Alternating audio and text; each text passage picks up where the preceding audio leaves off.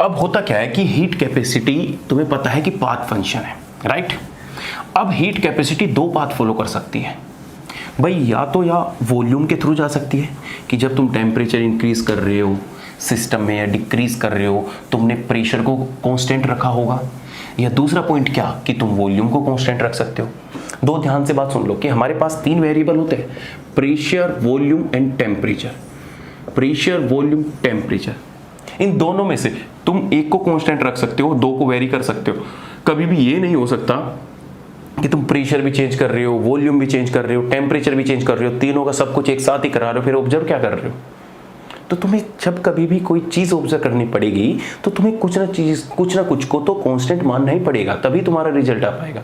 अगर सब कुछ ही तुमने वेरिएबल कर दिया तो उस केस में तुम कुछ भी ऑब्जर्व नहीं कर सकते, तुम्हारा एक्सपेरिमेंटल खराब है, तुम उस एक्सपेरिमेंट को कर ही नहीं रहे हो, तुम बस मजाक कर रहे हो और कुछ नहीं कर रहे हो, राइट।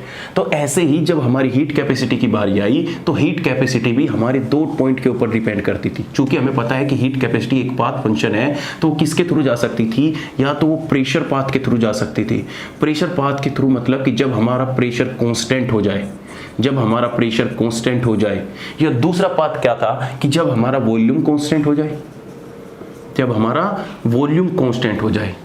जो हीट कैपेसिटी प्रेशर पाथ के थ्रू आई उसको हमने नाम दे दिया Cp, और जो हीट कैपेसिटी वॉल्यूम पाथ के थ्रू आई उसको हमने नाम दे दिया Cv। पढ़ते हो ना Cp Cv, रट्टे मार रखे हैं ना आज तक तो 12वीं क्लास से।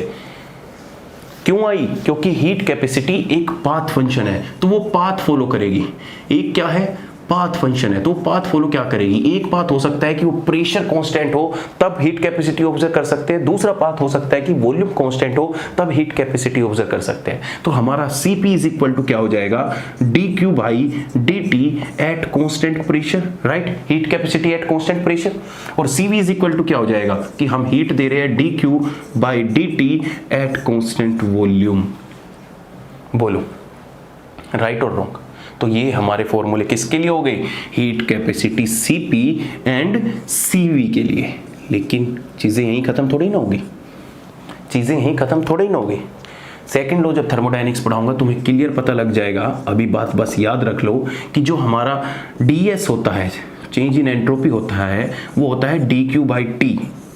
तुम्हें बता भी चुका हूं मैं पहले कि जो चेंज एंट्रोपी होता है, यही सेकंड लॉ होता है कि ds इक्वल टू क्या होता है, हीट अपॉन में टेम्परेचर। और हीट के बारे में बताया था randomness, the energy which is associate from the energy associate with the random motion of molecule, उसी को हम क्या बोलते हैं, एंट्रोपी बोलते हैं। अगर इस dq को, dq यहां से कितना निकल गया, dq इज इक्वल टू क्या आ गया, t ds। तो अगर इसकी वैल्यू मैं यहाँ पे पुट कर दूं तो हमारा Cp इज इक्वल टू क्या हो जाएगा, t ds by dt at constant pressure. इसको भी हम क्या बोलते हैं, heat capacity at constant pressure. और इसमें अगर मैं ये वैल्यू पुट कर दूं कि Cv इज इक्वल टू क्या हो जाएगा, t ds by dt at constant volume, तो ये हमारी हीट कैपेसिटी क्या हो जाएगी, एट कांस्टेंट वॉल्यूम। यस और नो? पॉइंट क्लियर है? बहुत चीज़ें स्पेसिफिक कर रहा हूँ, बहुत चीज़ें सीक्वेंस से पढ़ा रहा हूँ, इसलिए कि तुम्हें ये ना लगे कि इसमें बहुत ज़्यादा डेरिवेशन है, इसमें बहुत ज़्यादा मैथ है और हमें ये चीज़ें रटते पड़ेगी। कुछ नहीं है, कुछ नहीं रटने की चीज़ें। अब देखो तुमने फर्स्ट लॉ ऑफ थर्मोडायनेमिक्स पढ़ा होगा। मैंने पहली क्लास में फर्स्ट लॉ ऑफ थर्मोडायनेमिक्स बताया था कि energy can neither be created nor be destroyed. उसका मतलब क्या था कि इंटरनल एनर्जी जो सिस्टम की होती है वो हीट प्लस वर्क डन के इक्वल होती है। इंटरनल एनर्जी की तुम्हें बहुत डेफिनेशन देखने को मिल जाएगी। इंटरनल एनर्जी वो एनर्जी होती है जो सिस्टम के अंदर हो। आगे मैं डिस्कस करूंगा थोड़ा सा इसके इंटरनल एनर्जी के बारे में डिटेल में बताऊंगा, लेकिन अभी के लिए मान के चलो। तो हीट, यही फर्स्ट लॉ हमारा थर्मोडायनेमिक्स था। This is first law of thermodynamics. तो U इज इक्वल टू होता है Q प्लस के W, राइट। अगर मैं चेंज देखूं, चेंज इन इंटरनल एनर्जी, तो हमारा कितना हो जाएगा dq, और वर्क डन तुम्हें पता है माइनस के कितना होता है, pdv होता है, राइट। अगर मैं कांस्टेंट वॉल्यूम की बात करूं, अगर मैं कांस्टेंट वॉल्यूम की बात करूं कि वॉल्यूम हमारा इक्वल टू क्या हो जाए, कांस्टेंट हो जाए, तो तुम्हें पता है कि dv इज इक्वल टू क्या हो जाएगा, 0, कि ये टर्म पूरी 0 हो जाएगी और हमारा change in u is equal to कितना आ जाएगा, चेंज इन qv आ जाएगा। मतलब कि मैं इस एक्सप्रेशन में हीट, ये हीट है एट कांस्टेंट वॉल्यूम, किसके इक्वल हो चुकी है, चेंज इन इंटरनल एनर्जी। तो तुम ये भी कह सकते हो कि सर कांस्टेंट वॉल्यूम पे जो चेंज इन इंटरनल एनर्जी होता है वो इक्वल टू होता है हमारा हीट के, वो इक्वल टू होता है हमारा हीट के, तो मैं CV इज इक्वल टू क्या लिख सकता हूँ, du/dt कर सकता हूँ कि नहीं कर सकता एट कांस्टेंट वॉल्यूम? यस और नो भाई कर सकता हूँ। Change in internal energy with respect to temperature at constant volume equal to हमारी क्या होती है, हीट कैपेसिटी होती है। कि मतलब कि उस सिस्टम में जो इंटरनल एनर्जी है वो टेम्परेचर के साथ कैसे चेंज हो रही है, उसी को हम क्या बोल देते हैं, heat capacity at constant volume. Constant volume क्या दिखा रहा है, सिर्फ पाथ को डिसाइड कर रहा है कि हीट कैपेसिटी पाथ फंक्शन के थ्रू आ रही है। अब सेकंड पॉइंट क्या हो सकता है कि हमारा U is equal to Q plus के डब्ल्यू होता है। तुमने एक एंथैल्पी का रिलेशन भी पढ़ा होगा कि H इज इक्वल टू होता है U प्लस के PV, राइट। अगर मैं DH इज इक्वल टू देखूं तो हमारा क्या आ जाएगा, DU प्लस के PdV प्लस के VdP, राइट आएगा कि नहीं आएगा। अगर DH equal to DU plus के PdV है, अगर इस वैल्यू को मैं इधर उठा के ले आता हूं तो हमारा DH इज इक्वल टू क्या बन जाएगा, Q बन जाएगा कि नहीं बन जाएगा, DQ और प्लस के क्या बन जाएगा, VdP। अगर मैं कांस्टेंट प्रेशर की बात करूं कि हमारा प्रेशर कांस्टेंट हो, और जब प्रेशर कांस्टेंट हो जाएगा तो dP इक्वल टू 0 हो जाएगा, तो और मजे की बात आ गई क्या कि जो हमारा DH है इक्वल टू क्या हो जाएगा, DQP हो जाएगा। क्या हो जाएगा, DQP हो जाएगा। तो जो हमारी हीट कैपेसिटी थी CP, अरे CP जो थी तो CP इज इक्वल टू क्या हो गया, enthalpy change with respect to temperature at constant pressure. तो तुम में एक जनरल बात ये भी पता लग गई कि change in DH is equal to होता है DQP, और जो हमारा हीट होता है DQV इज इक्वल टू होता है चेंज इन इंटरनल एनर्जी। लेकिन किस पे, कांस्टेंट वॉल्यूम पे, और ये किस पे होता है, कांस्टेंट प्रेशर पे होता है। तो this is all about your heat capacity. बोलो पॉइंट क्लियर है कि नहीं है, अरे पॉइंट क्लियर है ना। अब देखो और कितने एक्सप्रेशन इससे मैं निकाल सकता हूँ, सबको सीक्वेंस वाइज लिखते जाना। तो अब हमें सिंपल सा जो मैक्सिमम फॉर्मूला यूज होता है वो एंथैल्पी की टर्म में और इंटरनल एनर्जी वाला ही यूज होता है।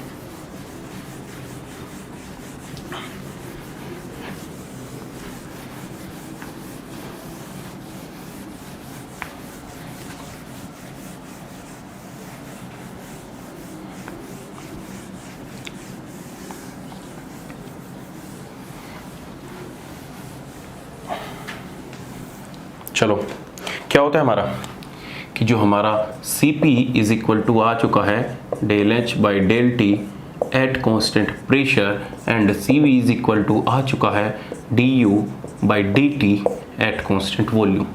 तो अगर मैं इनमें चेंज देख लूँ तो हमारा क्या हो जाएगा कि Cp dt is equal to क्या हो जाएगा, dH हो जाएगा, राइट। अगर मैं एक मोल की बात करूं या मोल एंथैल्पी की चार्ज करूं तो ये कितना हो जाएगा, NCP dt is equal to कितना हो जाएगा, DH हो जाएगा। अगर मैं दोनों तरफ इंटीग्रेट कर दूं तो ये कितना हो जाएगा, NCP dt is equal to कितना हो जाएगा, H, ये H1 से एंथैल्पी चेंज H2, ये टेम्परेचर T1 से T2, तो हमारा कितना हो जाएगा कि H2 माइनस के H1 इज इक्वल टू हो चुका है heat capacity at constant pressure T2 minus के T1। तो तुम इसको ये भी लिख सकते हो कि delta H is equal to हो गया NCP एंड डेल्टा T। तो तुम्हारा एंथैल्पी चेंज जो निकल के आया किसके इक्वल आया कि delta H is equal to हो गया NCP डेल्टा T। तो N क्या है यहाँ पे, N is equal to number of mole. बोलो बात क्लियर है कि नहीं है, अरे बात क्लियर है ना। इसी तरीके से हम इसमें भी कर सकते हैं, CV में बिल्कुल सेम प्रोसेस से। तो हमारा कितना हो जाएगा, U2 माइनस के U1 इज इक्वल टू कितना हो जाएगा, NCV T2 माइनस के T1। तो मैं इक्वल टू लिख सकता हूं change in internal energy is equal to हो चुका है NCV delta T। This is your formula for change in internal energy. कि जब तुम्हें किसी मटेरियल की heat capacity at constant volume दे रखा है तो तुम इजीली उसमें चेंज इन इंटरनल एनर्जी निकाल सकते हो, और अगर तुम्हें heat capacity at constant pressure दे रखा है तो उसमें तुम चेंज इन एंथैल्पी निकाल सकते हो, राइट और नो। इसकी जो यूनिट होगी जूल पर केल्विन पर मोल होगी, और जब तुम मोल से इसके साथ मल्टीप्लाई कर दोगे टेम्परेचर कर जाएगा तो तुम्हारा इंटरनल एनर्जी बस जूल में आ जाएगा। राइट इस तरीके से इसमें भी कर सकते हो। ध्यान रख लेना, वो तुम्हें क्वेश्चन में मेंशन करके देगा कि this is the heat capacity at constant pressure Cp, और तुमसे एंथैल्पी चेंज पूछ सकता है या तुमसे हीट पूछ सकता है कि हीट कितनी होगी। तो तुम्हें पता है कि जो delta H is equal to होता है वो QP होता है, या तुम्हें हीट दे सकता है कि हीट एट कांस्टेंट प्रेशर इतनी है, और तुम्हें पता है कि QV is equal to del U होता है, डेल U या U मानो डायरेक्ट, ठीक है। H is equal to heat capacity at constant pressure होता है, right.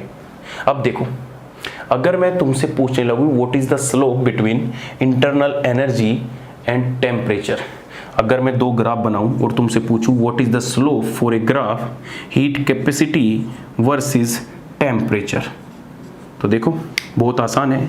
y is equal to क्या हो गया, mx हो गया, तो हमारा बिल्कुल लाइन क्या आएगी, बिल्कुल स्ट्रेट आएगी। इसका स्लोप क्या होगा, इसका स्लोप होगा डेल यू इंटरनल एनर्जी का, इसका स्लोप क्या होगा, CV होगा। This is your slope. तो ये क्वेश्चन भी तुम्हारा प्रेशर में आ चुका है, what is the slope for internal energy graph versus temperature, तो इसका कितना आ जाएगा, CV आ जाएगा। इस तरीके से ही अगर मैं इसके स्लोप की बात करूं, ये देखो ये इसका स्लोप हो गया, तो एंथैल्पी वर्सेस टेम्परेचर का स्लोप कितना आ जाता है, CP आ जाता है। क्लियर है पॉइंट, क्लियर है ना। अब देखो और चलिए क्वेश्चन कराऊंगा, क्वेश्चन भर भर के कराऊंगा, टेंशन मत लो, बस पहले एक बार समझ लो चीजें सारी, फिर उसके बाद क्वेश्चन ही कराने हैं तुम्हें, और बचता ही क्या है। अब हमने सारी चीजें तो पढ़ ली, CP पढ़ लिया, CV पढ़ लिया, लेकिन सर आपने ये नहीं बताया कि जब हम कोई भी चीज़ पढ़ते हैं हमें पता है एंथैल्पी के इंटरनल एनर्जी के बीच में रिलेशन है, तो क्या सर CP एंड CV के बीच में भी कोई रिलेशन होगा, वो भी सी बात है होगा। जब इस दुनिया में ये फंक्शन आए हैं तो किसी ना किसी के साथ इनका रिलेशन ज़रूर होगा। तो इस तरीके से ही तुम्हें एक CP CV की एक जनरल इक्वेशन याद रखनी है, CP CV की एक जनरल इक्वेशन याद रखनी है। देखो ध्यान से, अब मैं बता रहा हूँ relation between CP and CV, very important. Her exam में गेट से लेके नेट तक, जैम में DHU BHU सब में आ रखा है, A to Z CP और CV के बीच में रिलेशन क्या है। अब देखो तुम्हें बस एक जनरल इक्वेशन याद रखनी है कि जो CP माइनस के CV इज इक्वल टू होता है TP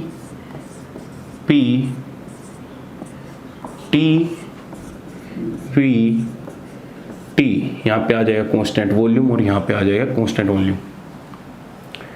बस ये इक्वेशन याद रखनी है, और एक इक्वेशन को याद कैसे रखना है वो भी मैं बता देता हूँ। ध्यान रख लो, ये तुम्हारी इक्वेशन है, और जो पूरी सारे के सारे CP माइनस CV रिलेशन निकालेगी, 10 कम से कम 15 रिलेशन निकल के आएंगे CP CV के। कब तक याद करोगे अगर तुम्हें ये इक्वेशन याद नहीं है? तो इस इक्वेशन को याद करने का तरीका सुन लो। ऐसा था कि एक कॉलेज में दो दोस्त थे, ठीक है, और एक दोस्त की गर्लफ्रेंड थी, उसके साथ कोई कॉलेज में दूसरा लड़का फ्लर्ट मारता था, ठीक है। चलो मैं ऐसी कहानी सुना देता हूँ तुम्हें। ये सपोज करो कि राम और शाम ले लो, एक राम था और एक सामू था, ठीक है। रामू की गर्लफ्रेंड थी चंद्रकांता, ठीक है, और कॉलेज में कोई दूसरा लड़का था, कमी से लो जगीरा, नाम भी देखो जगीरा नाम था, ठीक है। ये दोनों पक्के दोस्त थे, घनिष्ठ फ्रेंड्स सो कॉल्ड। अब होता क्या है कि जगीरा भाई इस चंद्रकांता को लाइन मारता था, मतलब छेड़ता रहता था, राइट। अब राम सामू से क्या कहता है, जो राम है, राम सामू से कहता है कि अगर मुझे ये जगीरा मिल गया ना तो मैं इसको पेल दूंगा, मुझे एक बार मिल जाइए अकेला कहीं। तो एक टाइम आता है, सामू वहाँ पे नहीं होता, सामू घर पे होता है, और रामू को जगीरा मिल जाता है, और होता उल्टा है, जगीरा रामू को अच्छे से पेल देता है। उल्टा होता है, जगीरा रामू को पेल देता है, और रामू आता है सामू के पास और आके डींगे मारने लगता है। सामू कहता है बस बस बस कर, तेरे पे तो वो तक नहीं संभला, और यहाँ डींगे मार रहा है। क्या बोला इसने? सामू ने राम को बोला कि तेरे पे तो वो तक नहीं संभला, वो तक नहीं संभला।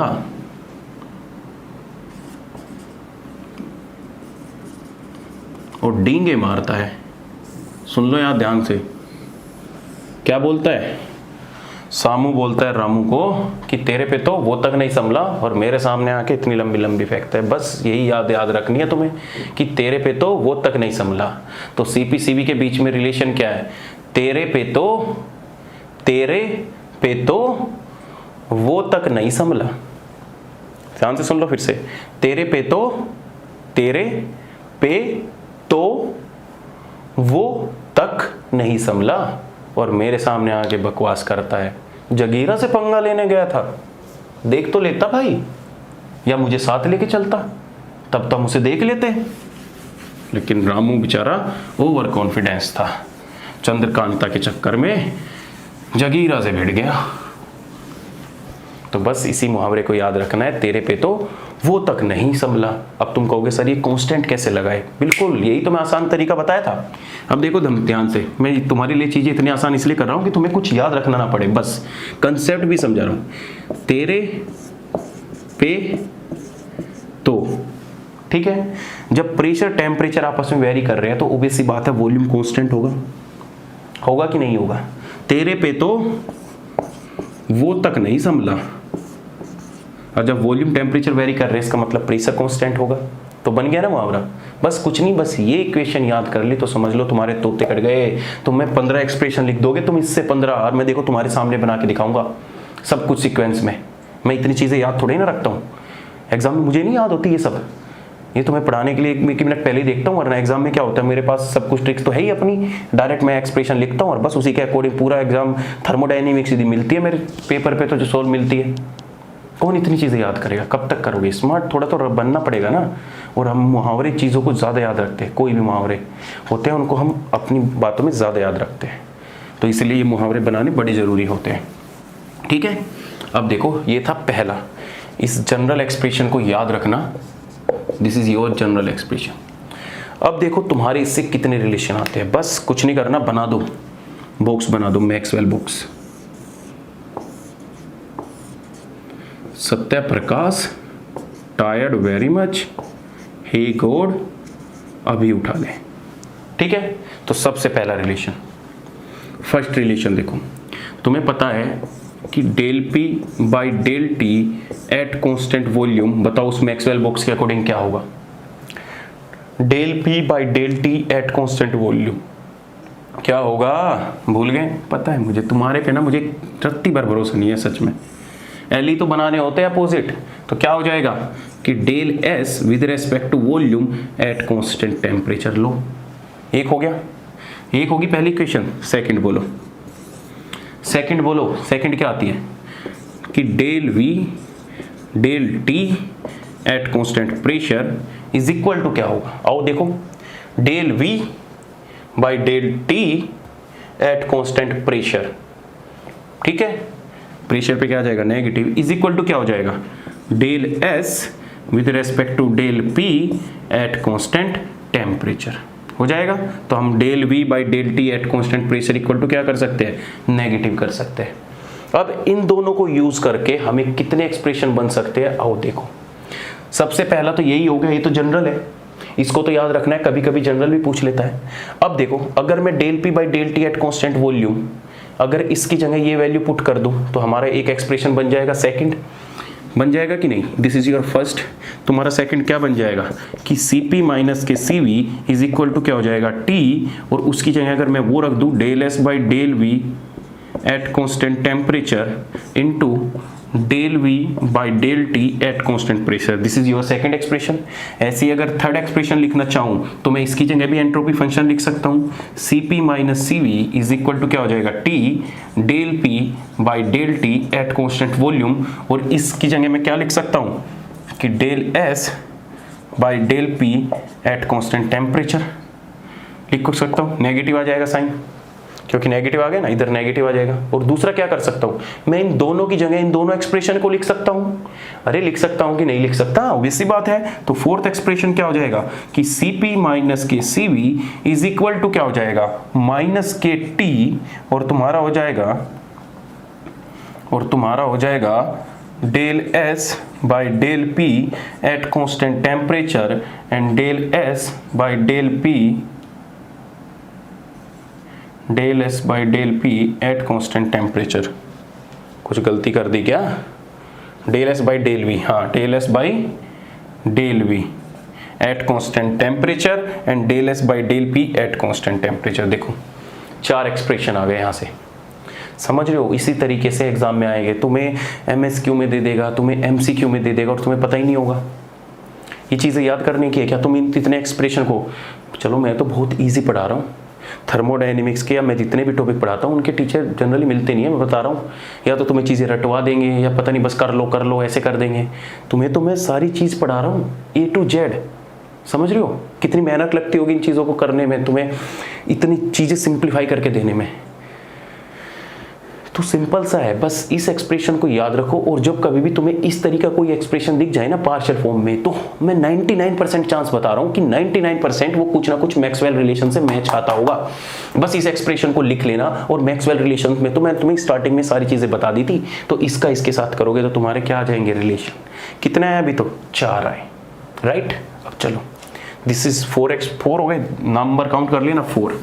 5वां एक्सप्रेशन देखो, साइक्लिक रूल पढ़ा है, बोल दो भाई, ऐसा मत करो यार। साइक्लिक रूल पढ़ा है कि नहीं पढ़ा, बिल्कुल पढ़ा है। तो चलो एक्सप्रेशन बनाने स्टार्ट कर दो। साइक्लिक रूल से खुद से एक्सप्रेशन बनाओ, क्या बनेंगे, आओ। कितने हो गए थे, 4 हो गए थे ना। 5th वाला देखो, 5th एक्सप्रेशन कैसे आएगा। साइक्लिक रूल से तुम्हें पता है प्रेशर, वॉल्यूम, टेम्परेचर, इन तीनों के बीच में साइक्लिक रूल के अकॉर्डिंग क्या रिलेशन होता है। साइक्लिक रूल के अकॉर्डिंग क्या रिलेशन होता है कि हमारा del P by del B at constant temperature, del V by del T at constant pressure, del T by del P at constant volume is equal to होता है -1। Are you getting my point. क्यों लिखा मैंने ये, समझ गए ना, बिल्कुल सही, चिपका दो। देखो del P by del T at constant volume, del P by del T at constant volume, इस एक्सप्रेशन को उधर ले जाओ, इस एक्सप्रेशन को उधर ले जाओ, तो ये ओवरऑल नेगेटिव बन जाएगा। तो तुम्हारा देखो 5वां रिलेशन क्या बन जाएगा, Cp माइनस के Cv इज इक्वल टू कितना हो जाएगा T, राइट। और तुम्हारा कितना आ जाएगा del V by del T at constant pressure into, जब तुम इसको उधर ले जाओगे तो del P by del T at constant volume दिख जाएगा, तो उसके इक्वल टू कितना हो जाएगा, माइनस बाहर आ जाएगा, और उसकी जगह क्या लिख दोगे कि del V by del T at constant pressure into del P by del V at constant temperature. तो Cp माइनस के Cv इज इक्वल टू हो जाएगा माइनस के T del V by del T, del V by del T का square into हो जाएगा del P by del V at constant temperature. तो this is your 5th expression, right. अब देखो जैसे मैंने इसके लिए निकाला कि मैंने del P by del T at constant volume की वैल्यू लिख दी, तो एक एक्सप्रेशन इससे आ गया 5th। ऐसे ही 6th एक्सप्रेशन भी तो आ सकता है, लिखते रहो साथ के साथ, क्योंकि फिर मुझे रफ करना है। साइक्लिक 6th हो गया, 5th हो गया। 6th देखो, 6th क्या कर सकते हो तुम, इसकी वैल्यू भी तो लिख सकते हो, del V by del T की, देख लो del V by del T at constant pressure equal to कितना हो जाएगा, ये सारी की सारी चीजें उधर चली जाएगी। तो 5th एक्सप्रेशन ये हो गया, और 6th एक्सप्रेशन क्या हो जाएगा तुम्हारा, आओ डायरेक्ट लिख दूं, डायरेक्ट देखो 6th एक्सप्रेशन क्या हो जाएगा तुम्हारा, 6th एक्सप्रेशन। तो 6th एक्सप्रेशन हो जाएगा Cp माइनस के Cv is equal to minus के T del P by del T at constant volume, ठीक है। तो हमने इसकी वैल्यू निकालनी है, इस बार इसकी वैल्यू निकालेंगे। तो जब del P by del T at constant volume एक और वैल्यू आ जाएगा, तो इसका क्या हो जाएगा स्क्वायर इनटू क्या हो जाएगा कि del V by del P at constant temperature. ये तुम्हारा हो जाएगा 6th एक्सप्रेशन। बोलो भाई यार, इसमें भी कोई दिक्कत है क्या, इतनी इजी करके बढ़ा रहा हूँ। 6th हो गया, चलो 7वें एक्सप्रेशन की पास चलते हैं। कि हम इनका एक्सप्रेशन और भी निकाल सकते हैं। कैसे? ये तो साइक्लिक रूल से हो गया, और क्या एक्सप्रेशन हो सकता है? सातवां एक्सप्रेशन देखो कि हम इनका एक्सप्रेशन कोफिशिएंट की फॉर्म में भी निकाल सकते हैं, इन फॉर्म ऑफ कोफिशिएंट। तो मैं तुम्हें बस सिंपल सा एक चीज याद करवा रहा हूं कि Cp माइनस के Cv इज इक्वल टू होता है alpha square Tv by B, कि Cp minus Cv is equal to होता है alpha square Tv by B, right. तो इस एक्सप्रेशन को कहां से है? चलो इसे छोड़ो, एक मिनट रुक जाओ, लिखना मत, तुम्हें और बता देता हूं। अगर मैं तुमसे पूछने लगूं कि what is the relation between Cp and Cv for ideal gas, तो व्हाट इज योर आंसर? बोलो। अगर मैं तुमसे पूछने लगूं what is the relation for Cp and Cv for ideal gas, ideal gas के लिए Cp Cv का रिलेशन क्या होगा? तो तुम्हें पता है कि Pv इज इक्वल टू होता है nRT। तो कुछ नहीं करना, del P by del T निकाल लो। Del P by del T निकालोगे तो कितना आ जाएगा? R अपॉन में V आ जाए। देखो ध्यान से, होता क्या है, Pv is equal to nRT। अगर मैं तुमसे पूछूं कि आइडियल गैस के लिए ये एक्सप्रेशन क्या है, ये मैंने पहले एक्सप्लेन नहीं किया, मैं इधर बोर्ड पे करता रहा, कैमरा बंद हो गया, अब मैं दोबारा मुझे बडाल का सारा है तो मैं एक्सप्लेन ही कर रहा हूँ, तो बातें सुन लो। अगर आइडियल गैस के लिए तुमसे पूछ ले कि Cp Cv के बीच में रिलेशन क्या है, तो वेरी सिंपल, क्या तुम्हें सिर्फ ये दो चीज निकालनी है, partial derivative, del P by del T at constant volume और del V by del T at constant pressure. और तुम्हें आइडियल गैस इक्वेशन भी पता है ना। तो आइडियल गैस इक्वेशन के लिए Pv is equal to nRT होता है, राइट। तो तुम क्या करोगे, del P by del T R upon में V, जब इसका निकालोगे ये एक्सप्रेशन आएगा, उससे निकालोगे ये एक्सप्रेशन निकालेगा, तो तुम्हारा आइडियल गैस के लिए Cp Cv के बीच में रिलेशन क्या आ गया कि Cp माइनस के Cv is equal to R आ गया। लेकिन ये जो रिलेशन आया है Cp Cv माइनस के R, ये सिर्फ ओनली फॉर 1 मोल के लिए आया है, ओनली फॉर 1 मोल के लिए आया। क्वेश्चन में ध्यान से देख लिया करो, ये भी चीज होती है, ये Cp Cv के बीच में जो रिलेशन आया है R का, ओनली फॉर 1 मोल के लिए है। अगर तुमसे कोई n नंबर ऑफ मोल के लिए पूछ ले तो Cp माइनस के Cv इज इक्वल टू होगा nR। तो इस बात से तुम्हें ये भी पता लग गया कि Cv इज इक्वल टू होता है Cv प्लस के nR। तो इस बात से ये कंफर्म हो चुका है कि Cp always greater than Cv, कि जो Cp होगी हमेशा ग्रेटर देन होगी Cv से, आइडियल गैस के लिए या किसी भी गैस के लिए क्या होगी, हमेशा ग्रेटर देन होगी Cv से। दो चीजें पता लगी है इससे, एक तो आइडियल गैस के लिए एक्सप्रेशन पता लगा है कि Cp माइनस Cv के बीच में क्या रिलेशन होता है। सेकंड थिंग इज दैट कि Cp और Cv में कौन सा ज्यादा बड़ा होता है, तो Cp हमेशा ग्रेटर देन होती है Cv से। तुम्हारे सामने एक्सप्रेशन तो है, मुझे क्या एक्सप्लेन करने की जरूरत है इसको, बताओ। This is your relation for ideal gas. अगर मैं तुमसे वैन डर वाल गैस के लिए पूछ लूं, अगर मैं तुमसे वैन डर वाल गैस के लिए पूछ लूं तो क्या करोगे? तो कुछ नहीं करना, simple, van der Waal gas पे भी सेम रूल लगाओ, वैन डर वाल गैस के लिए भी सेम रूल लगाओ। अरे वैन डर वाल गैस के लिए भी सेम रूल लगाओ मेरे भाई। और जब तुम वैन डर वाल गैस के लिए सेम रूल लगाओगे तो तुम्हारा क्या आ जाएगा, देखो आइडियल गैस के लिए हो गया, नंबर लिख लेना जो भी है, ये सारे एक्सप्रेशन इंपॉर्टेंट है कि वैन डर वाल गैस के लिए क्या एक्सप्रेशन होगा, वैन डर वाल। तो वैन डर वाल गैस तुम्हें मैंने पहले ही बता दिया, P प्लस के AN स्क्वायर अपॉन में V स्क्वायर V माइनस के NB इज इक्वल टू क्या होता है, nRT। तो जब तुम ये एक्सप्रेशन निकालोगे Cp माइनस के Cv इक्वल टू हो जाता है R कोष्टक 1 प्लस के 2A अपॉन में RTV। This is your Cp and Cv relation for van der Waal gas. कितना हो जाएगा, Cp minus Cv is equal to हो जाएगा R ब्रैकेट 1 प्लस के 2A अपॉन में RTV। सर कैसे आया, सर कैसे आया बताओ तो सही। कुछ नहीं भाई, ये तुम्हारे सामने इक्वेशन है, इसमें del P by del T at constant volume निकाल लो, del V by del T at constant pressure निकाल लो, और तुम्हारा फाइनल यही एक्सप्रेशन आएगा।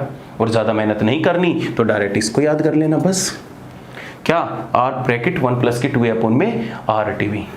और ये गैस इक्वेशन और बताई थी मैंने, याद करो, याद कर लो।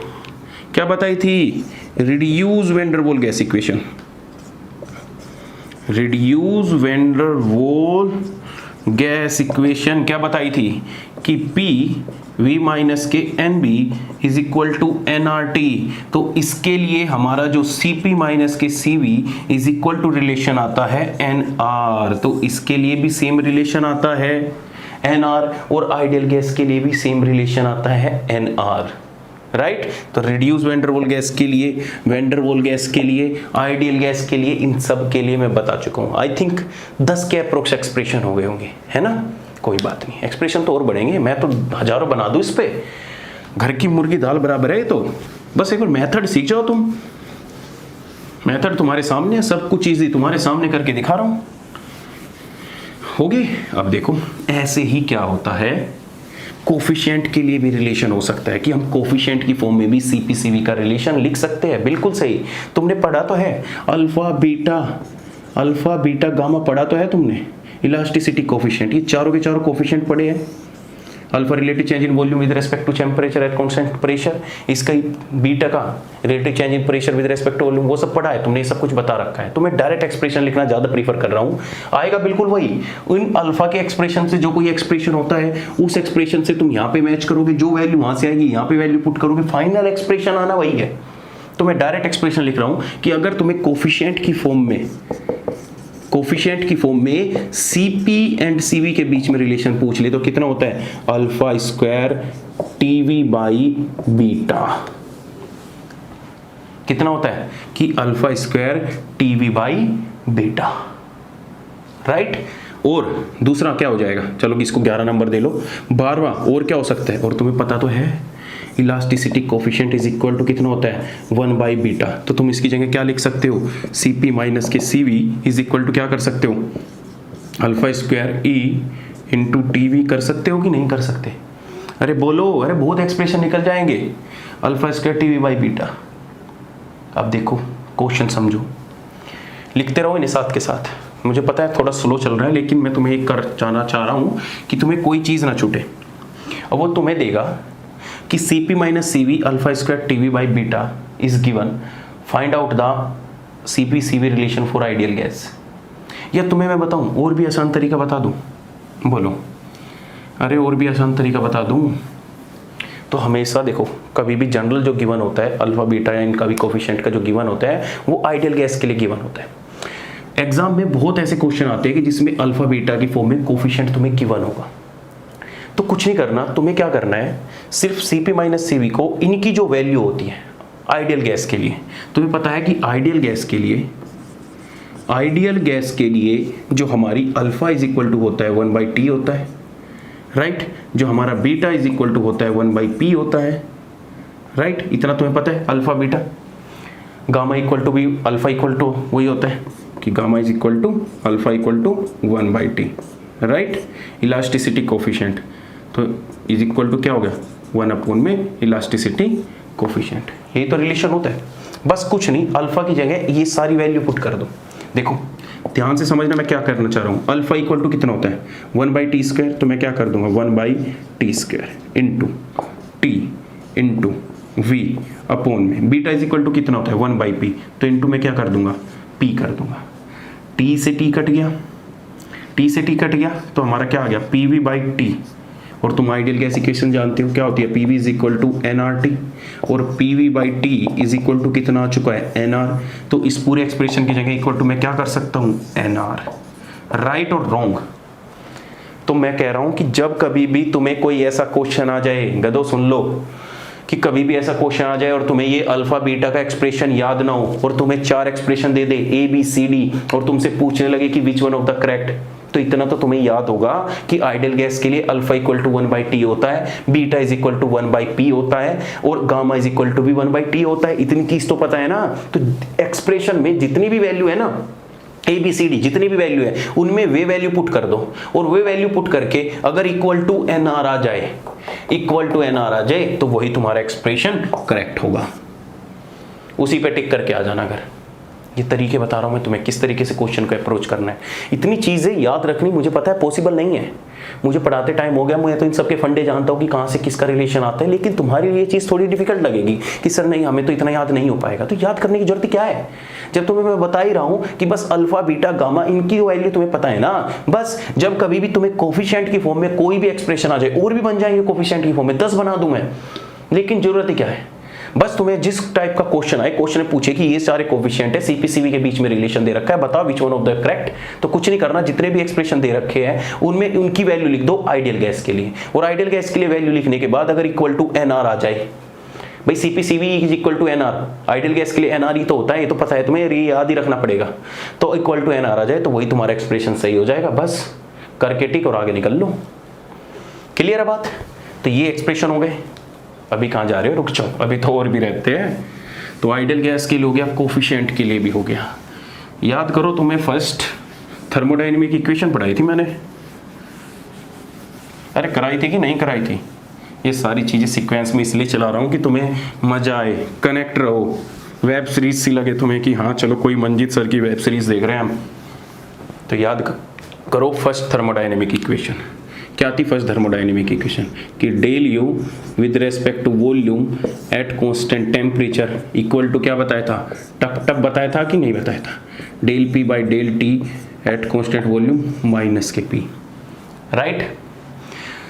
तुम्हें पता है del V by del T at constant volume, del P by del T at constant volume, right? तो मैं क्या कर सकता हूँ कि del U by del V at constant temperature plus के पी कर सकता हूँ कि नहीं कर सकता? और इक्वल टू कितना आ जाएगा? T del P by del T at constant volume. अगर इस पूरे एक्सप्रेशन की जगह मैं ये वैल्यू पुट कर देता हूँ, अगर ये वैल्यू पुट कर देता हूँ इसमें, तो हमारा सीपीसीवी के बीच में रिलेशन निकल के आ जाएगा। अरे बोलो भाई, राइट और रॉन्ग? देखो क्लियर है, आ जाएगा। तो सिंपल सी बात है, लिख दो। तो बस Cp माइनस के Cv इज इक्वल टू हो जाएगा change in internal energy with respect to volume at constant temperature plus के P, राइट? प्लस के P इंटू कितना हो जाएगा? Del V by del T at constant pressure. हो जाएगा कि नहीं हो जाएगा? अब सिंपल बात है, अगर कोई तुमसे ये वैल्यू देके और तुमसे पूछ ले कि ये एक्सप्रेशन दे दे आइडियल गैस के लिए, तो तुम्हें पता है कि आइडियल गैस के लिए del U by del V at constant temperature है, ये तो इंटरनल प्रेशर को रिप्रेजेंट करता है, इंटरनल प्रेशर को ही तो रिप्रेजेंट करता है ये। तो आइडियल गैस के लिए इंटरनल प्रेशर क्या होता है? 0, तो ये इक्वल टू 0 हो जाएगा। और Cp माइनस के Cv इज इक्वल टू क्या बन जाएगा? P del V by del T at constant pressure. बोलो हाँ या ना, बन जाएगा कि नहीं? और अगर तुमसे वैंडरवॉल गैस के लिए पूछ ले, अगर तुमसे वैंडरवॉल गैस के लिए पूछ ले, ऐसे एक्सप्रेशन आ जाते हैं, तो वैंडरवॉल गैस के लिए internal pressure pi T is equal to कितना होता है? ए एन स्क्वायर अपॉन में वी स्क्वायर। सिंपल है। तो तुम इसकी जगह क्या वैल्यू लिख दोगे? चलो यहाँ पे लिख रहा हूँ, इधर लिख रहा हूँ, ठीक है? ये बोर्ड छोटा पड़ रहा है यार।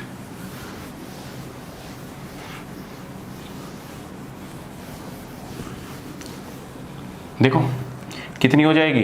तो Cp माइनस के Cv, तो Cp माइनस के Cv इज इक्वल टू हो जाएगा pi T internal pressure plus के pressure into del V by del T at constant pressure, right और रॉन्ग? तो ये किसके लिए हो गया? अब तुम्हें अगर वैल्यू पुट करके दे दे तो Cp माइनस के Cv a n square upon में वी स्क्वायर प्लस के P del V by del T at constant pressure.